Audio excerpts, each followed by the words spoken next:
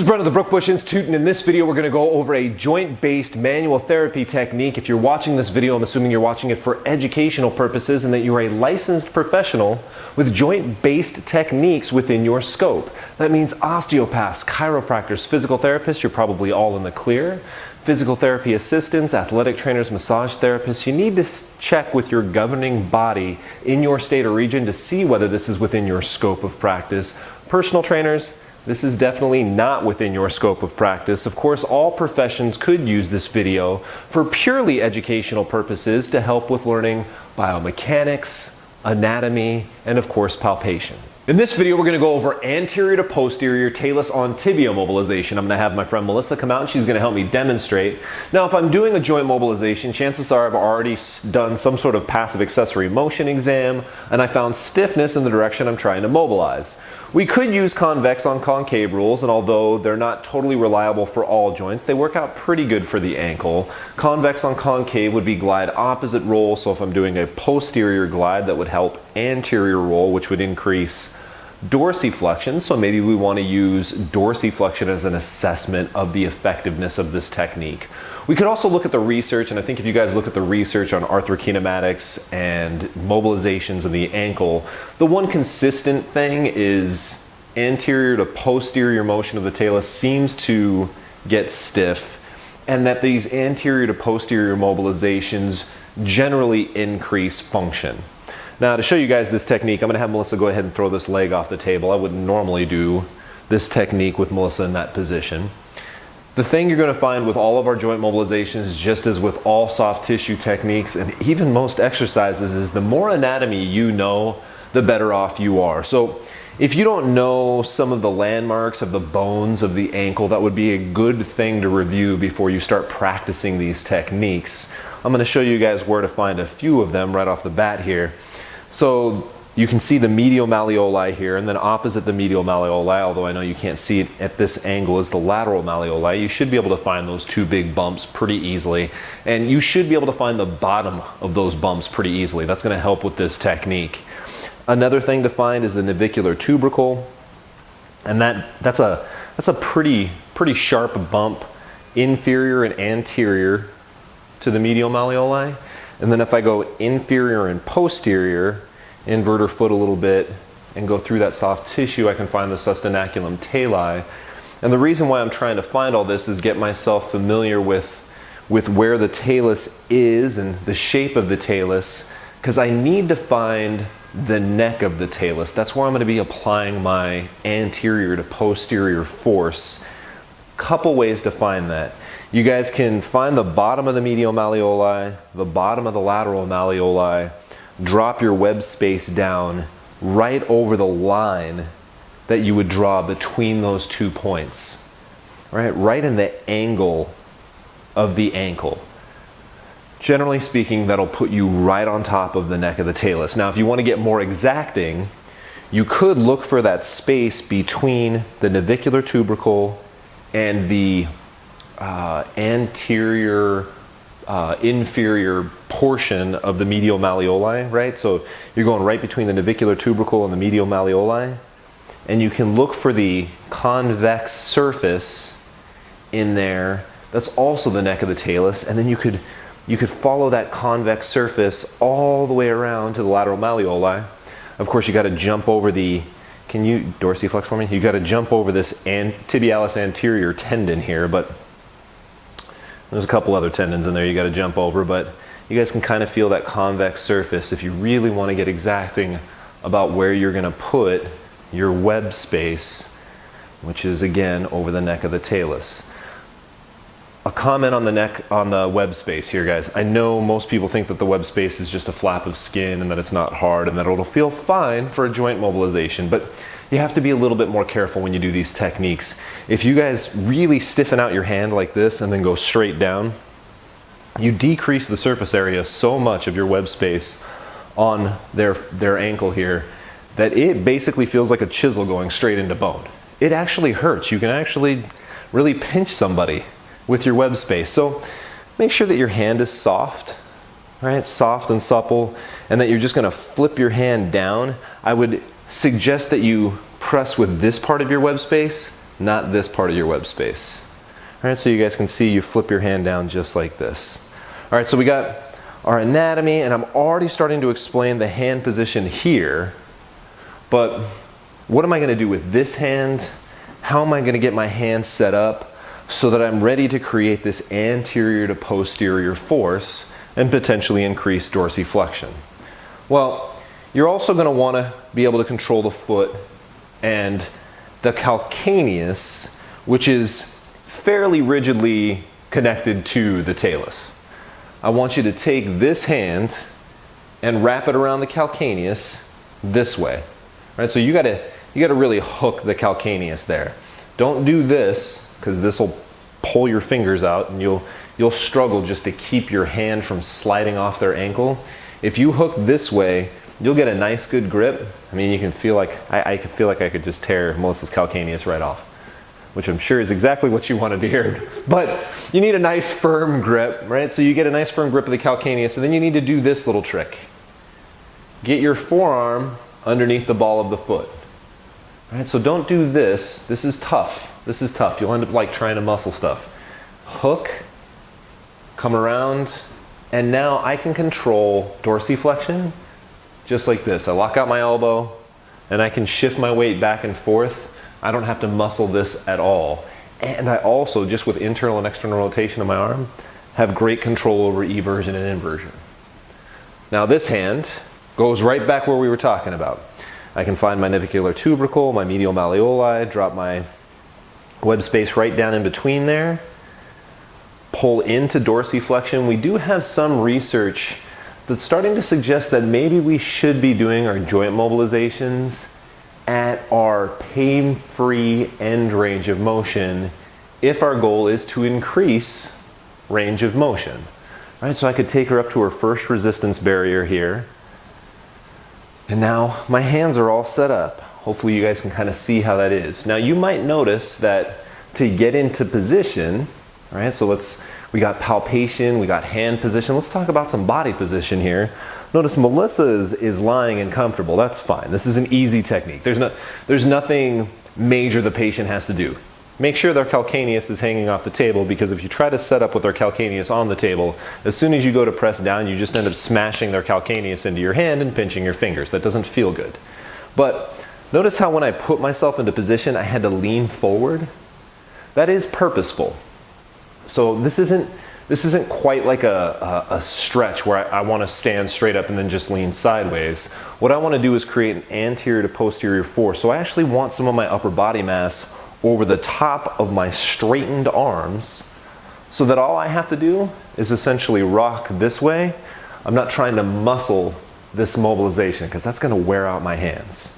So calcaneus, ball of foot. All right, find my navicular tubercle, medial malleoli, drop my web space down, and I flattened that out and then kind of just left my hand supple. I leaned in to get as much dorsiflexion as I can take her into, first resistance barrier without pain. And now I'm leaned forward, so to start this oscillation, I just have to lean a little further. That's it. Now, a couple things that I'm going to want to think about before I start pushing as hard as I'm going to for this technique is, do I feel this tibialis anterior tendon popping me out of the neck of her talus? Right, we have to consider, go ahead and dorsiflex again, if she guards, essentially, if she doesn't want me to do this technique and she starts like contracting these muscles, I'm just going to end up mobilizing her tibialis anterior tendon. That's not necessarily going to be helpful if my goal is to increase arthrokinematic motion. So I need to be aware of that, and I think if you have somebody dorsiflex with your hand over the neck of their talus, you'll feel it pushes you right out. So make sure they're relaxed, and if you have to kind of reset, maybe start with a little less dorsiflexion, go for it. Maybe you're going to have to kind of give a few test oscillations before you really go into the technique, just to get them to relax. Maybe have them tell you a story, whatever you have to do to get their mind off what's going on here and get them to calm this muscle down. The other thing you could do, although it's not as common with this technique, is you do have your peroneal nerve, which if you shear it sometimes just the right way on this technique, as you put your hand into position, you'll stretch it, and that of course will give somebody a little singe or a little burn or that nerve sensation that just isn't very comfortable. Of course, if you do that, just reposition your hand. This technique isn't usually not a problem on this technique. So if you do happen to feel that, chances are you could move your hand a couple millimeters in any direction and that'll stop happening. So now what? All right, so I got my hand position, body position. Now we can talk about protocols. Now, I'm a Maitland trained certified orthopedic manual therapist. So what I learned was the grade 1, 2, 3, and 4 mobilizations, 1 to 2 oscillations per second, usually for 30 seconds to 2 minutes. Now, I don't want to make this a big thing about protocols. I think protocols should probably be tested to see which one is the best, but I would leave that to research. My big thing for you guys is all of these protocols tend to have a couple things in common, right? They tend to make sure that you find the first resistance barrier or the first sign of resistance as you're pushing down, and then of course the end of arthrokinematic range. So only far as you can glide the joint.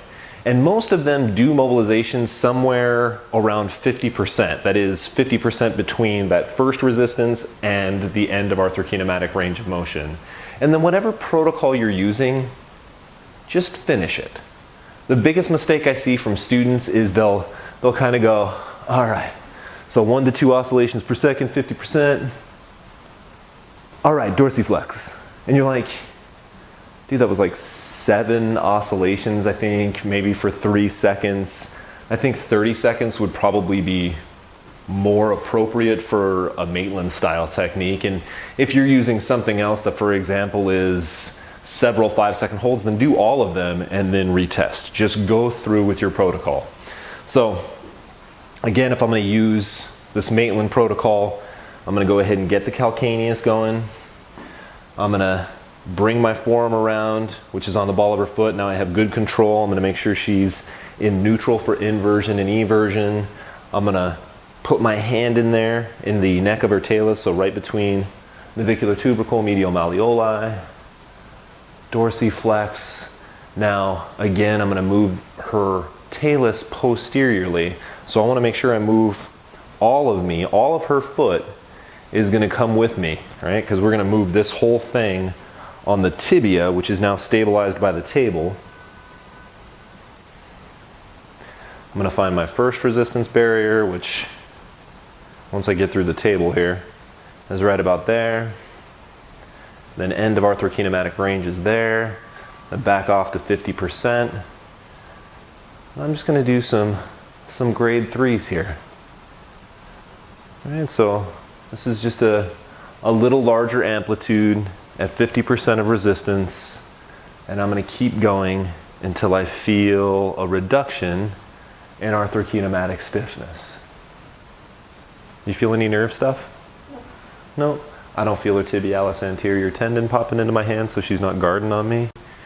All right, I'm just going to keep going until I feel like things are softening up. Now I could do grade 4s, all right? Start small oscillations right at 50%. I could go grade 4 plus and go a little closer to arthrokinematic end range. But again, these are just protocols. The big thing for you guys to get is hand position, understand the technique, understand your body position, start feeling arthrokinematic motion, and then staying consistent with whatever protocol you're going to use. Stay tuned for the close-up recap. Now for our close-up recap, you guys can see the lateral malleolus right here, and you can see this like indentation right here, right where the angle of the ankle is, where it changes direction. The neck of the talus is right underneath that, so you can see if I just slide my thumb underneath the lateral malleolus there, it almost puts my web space right on top of the neck of the talus naturally, so I can create that anterior to posterior force. Now, the other hand is going to go around the bottom of the calcaneus, and notice how I kind of hook the calcaneus like this, not only around from medial to lateral, but I kind of hook on top of it to superior. And then I'm going to bring my forearm around so that I have good control of now eversion and inversion, which I'm going to keep that in neutral. I can bring Melissa into all of her available dorsiflexion. That's pain-free dorsiflexion. Now I can put this hand back over the neck of the talus, straighten out my arms, and I'm in good position to move her entire foot and talus as one unit so that I get a nice anterior to posterior mobilization of talus on tibia, which is supported by the table. We talked about watching out for the peroneal nerve, which sometimes, if you're not careful, you can kind of stretch or impinge on, and that causes a little bit of pain. And we talked about guarding. Melissa, go ahead and dorsiflex for me. All right, you guys see this right here? This right here is your tibialis anterior tendon that'll pop you right out of the neck of the talus. And you can even see here, this is the tendon of her extensor digitorum longus, and that will also pop you out of the neck of the talus.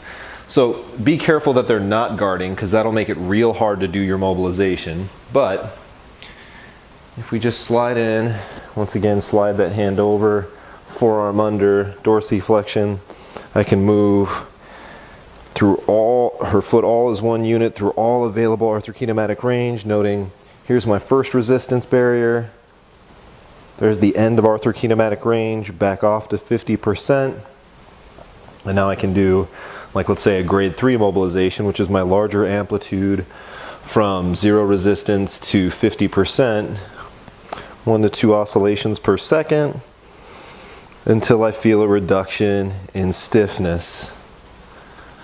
To show you guys the other side, go ahead and drop this off. So again, this side comes around like this, right? Notice that these two fingers are actually superior to the calcaneus here, or the tuberosity of the calcaneus. And then I snake my forearm around. This finger ends up going right between the bottom of the medial malleolus and the tubercle of the navicular bone. Right? So you saw how my thumb went right under the lateral malleolus. My index finger goes right under the medial malleolus, and then my web space, which I'm going to flop down like this with nice soft hand, goes right over the neck of the talus, and I can move that whole foot as one unit, shearing the talus on the tibia. So there you have it. Assess, address, reassess. Make sure that every time you choose a joint-based manual therapy technique, it is based on an assessment, and that you return to that assessment after you finish the intervention to see if it was effective for the individual, the patient or client that you have in front of you. Ensure that you continue to learn your anatomy, because your anatomy is going to help you with your hand placement, with understanding what a joint can do, with understanding what you may gain from this particular technique, and of course, practice. You have to practice these techniques, hopefully not for the first time on a patient or client who just walked in the door. If you can, find a more senior instructor or a mentor to give you some really good hands-on instruction. Use your peers for some good feedback. And of course, always look for live education to help with your manual therapy techniques. I know these videos make education very convenient, but there is no substitute for learning manual therapy in a live setting. I look forward to talking to you guys again soon.